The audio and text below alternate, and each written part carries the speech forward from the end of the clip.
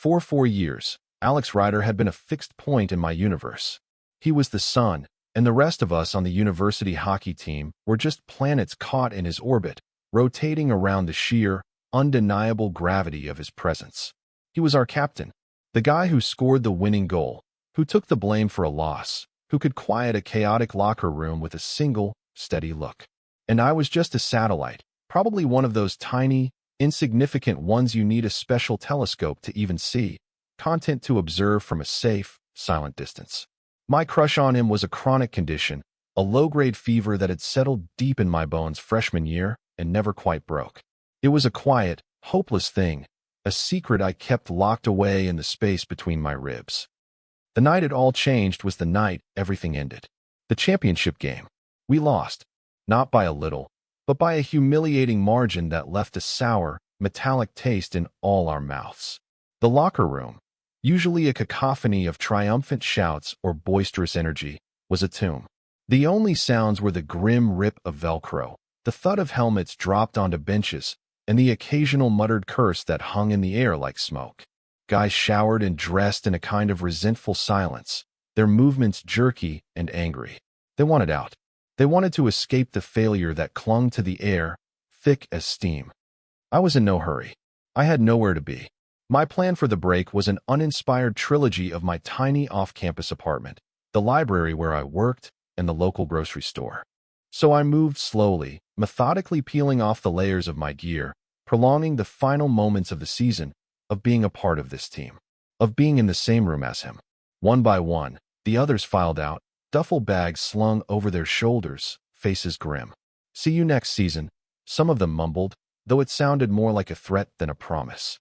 Soon, the cavernous room was almost empty. The scent of sweat and melting ice was beginning to be overpowered by the clean, antiseptic smell of the detergents the staff used to clean the floors. It was just me, a couple of freshmen I barely knew, and Alex. He was still sitting on the bench opposite me, his back to the door. He hadn't moved much at all. While everyone else had torn their gear off in a fury, he was disassembling his with a deliberate, almost surgical precision. He laid his pads out side by side, wiped the blades of his skates with a towel until they gleamed under the harsh fluorescent lights. He was processing the loss in his own way, containing it. The freshmen finally left, their hushed whispers echoing in the tiled space before the heavy doors swung shut behind them, leaving a profound silence in its wake. Just us. My heart, which had been beating at a slow, mournful rhythm, picked up its pace. This was the moment I usually dreaded and craved in equal measure, the potential for an interaction I was completely unprepared for. I kept my head down, focusing on the laces of my sneakers, pretending to be deeply engrossed in a task that should have taken 10 seconds.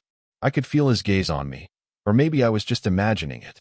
My skin prickled with the awareness of him, of his sheer physical presence in the now empty room. He was a big guy, solid muscle built from years on the ice, but he moved with a quiet grace that was almost unnerving. I risked a glance up through my fringe. He was watching me, not with pity or annoyance, but with a strange, unreadable intensity.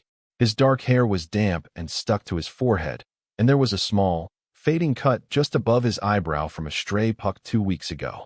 His jaw was tight, a muscle flexing there, the only outward sign of the frustration he had to be feeling.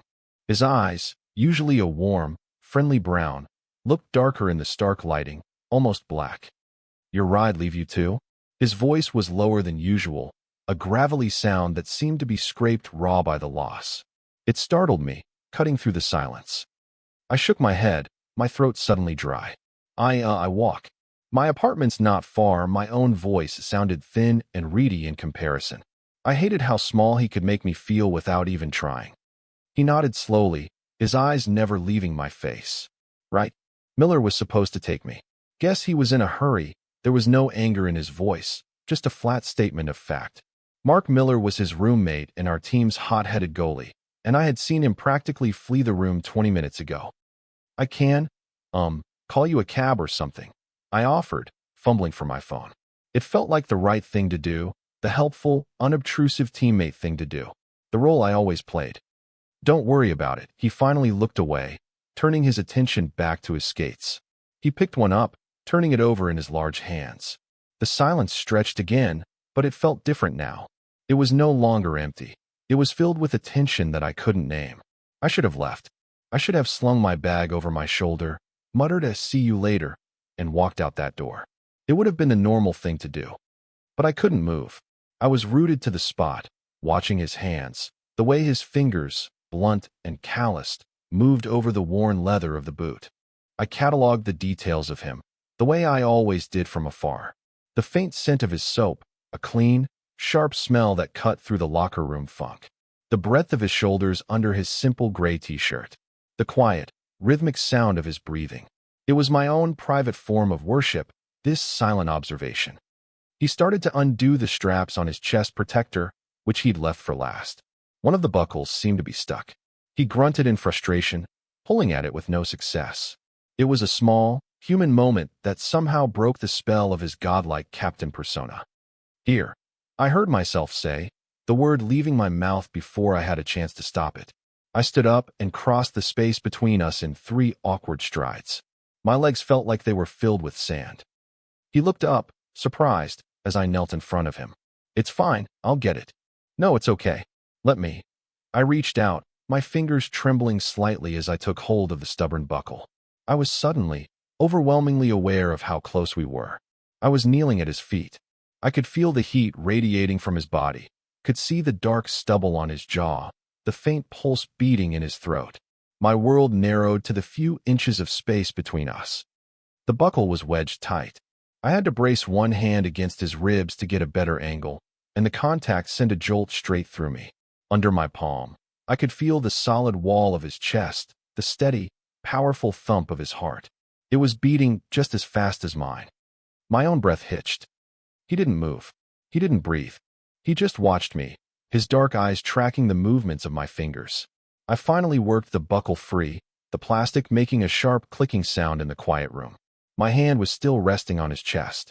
I knew I should pull it away, but I couldn't. It was like my entire body had forgotten how to obey simple commands.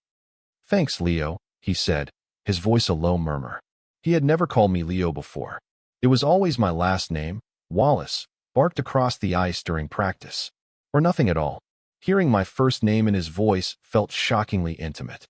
My fingers are still on his chest. "My God, move your hand." I am frozen, caught in the tractor beam of his gaze. He doesn't seem to mind. In fact, he leans forward slightly, a fractional shift of weight that closes the remaining distance between us. His scent fills my head, that clean soap, and underneath it, the warm, musky scent of him. It's intoxicating. Finally, I snatched my hand back as if I'd been burned, my cheeks flushing with heat. I stood up too quickly, feeling dizzy. "No problem." I retreated to my own bench, my back to him, and began shoving my things into my duffel bag with unnecessary force. My movements were clumsy, uncoordinated. I was desperate to create distance, to restore the comfortable order of things where he was over there and I was over here. Behind me, he was quiet. I could hear the rustle of him finally removing the chest protector, the soft thud as it hit the bench beside him. I zipped my bag with a sharp, final sound. This was it. I had to leave now. "Well," I said, my voice tight. "See you next year, I guess." I turned around, bag in hand, ready to make my escape. He was standing now. He had crossed the room while my back was turned, and he was standing directly between me and the door. My escape route was cut off. He was just standing there, arms crossed over his chest, looking at me with that same unreadable expression. "In a hurry?" he asked. It wasn't an accusation. It was a genuine question. I should get going," I stammered, my carefully constructed composure crumbling to dust. "It's late." "Is it?" He took a step closer. And another. He stopped when there was barely a foot of space between us. He was so much taller than me up close, a fact I was usually able to ignore from across the ice. Now, it was all I could think about. I had to tilt my head back to meet his eyes. My back was pressed against the cold metal of the lockers. There was nowhere else to go. This is it. This is the part where he tells me I'm a freak, that he felt me trembling when I touched him. My mind raced, supplying a dozen humiliating scenarios. But he didn't say any of those things. He just looked at me, his eyes searching my face as if he were trying to memorize it. The silence was deafening, broken only by the hum of the overhead lights and the frantic drumming of my own pulse in my ears. I could feel the cold of the locker door seeping through my shirt.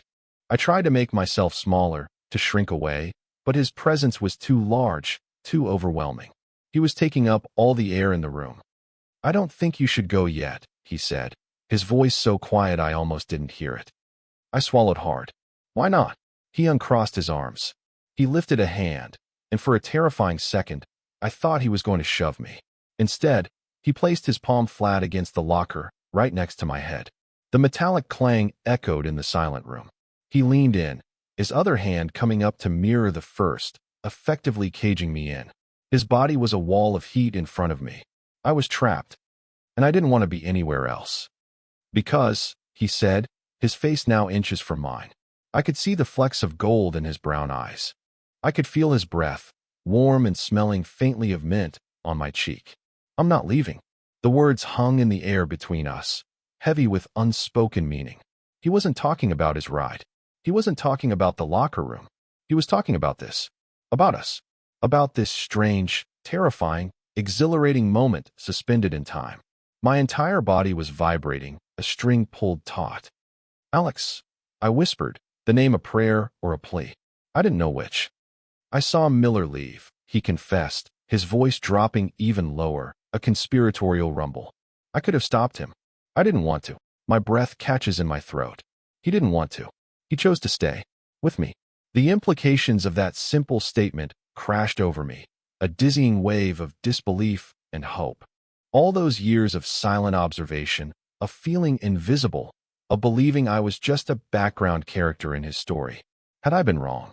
Had he been watching me too? Why? The question was barely a whisper. I needed to hear him say it. I needed to be sure this wasn't some cruel, post-game prank, some figment of my exhausted, hopeful imagination. His eyes flickered down to my lips, and then back up to meet my gaze. The intensity there stole the air from my lungs. "Because I've been waiting for 4 years to get you alone, Leo." And then he closed the distance. The first touch of his mouth on mine was tentative, questioning. It wasn't the hard, demanding kiss I might have expected from a guy like him. It was soft, almost hesitant, as if he was giving me a chance to pull away. It was a question, and my answer was to lean into him, to press myself against the solid warmth of his body, my hands coming up to grip his t-shirt. My response was a silent, unequivocal yes. The kiss deepened then, a slow, thorough exploration that made my knees weak. It was everything I had ever secretly imagined, and nothing like it at all. It wasn't a fantasy, it was real. It was the taste of him, the rough scrape of his stubble against my skin, the solid presence of him surrounding me. It was a release of 4 years of unspoken tension, of longing glances and carefully maintained distance. It was quiet and honest, and it felt more real than anything I had ever experienced. When he finally pulled back, we were both breathing heavily. He didn't move away. He rested his forehead against mine, our eyes closed. His hands slid from the lockers to my waist, holding me steady. I could feel the thrum of his heart against my chest, or maybe it was mine. They were beating in unison. "Leo," he murmured against my skin, his voice thick with emotion. He said my name like it was something precious, something he had been holding back for a long time. I didn't say anything. I couldn't. I just breathed with him, in the small, safe space he had created for us against the cold metal lockers. The fluorescent lights hummed above us. The faint smell of bleach and sweat filled the air. And for the first time, the locker room didn't feel like a tomb. It felt like a sanctuary. After a moment that could have been seconds or an eternity, he pulled back just enough to look at me again. There was a vulnerability in his eyes I had never seen before. The impenetrable armor of Alex Ryder, team captain, was gone. In his place was just Alex, and he was looking at me as if I was the only person in the world. "Okay," he asked, his thumb stroking small circles on my hips. I managed a shaky nod. Okay, the word felt inadequate, a tiny, pale imitation of the supernova of feeling exploding inside my chest. A slow smile spread across his face. It wasn't his usual cocky, public grin. This one was smaller, more genuine. It was just for me. Good. The spell was broken by the distant clang of a heavy door shutting somewhere down the hall, followed by the rumble of a floor polisher starting up. The janitorial staff was beginning its nightly ritual. Our sanctuary was about to be invaded. A flicker of panic went through me. The real world was intruding. What did this mean? What happened now? Was this just a one-time, end-of-season, emotionally charged mistake?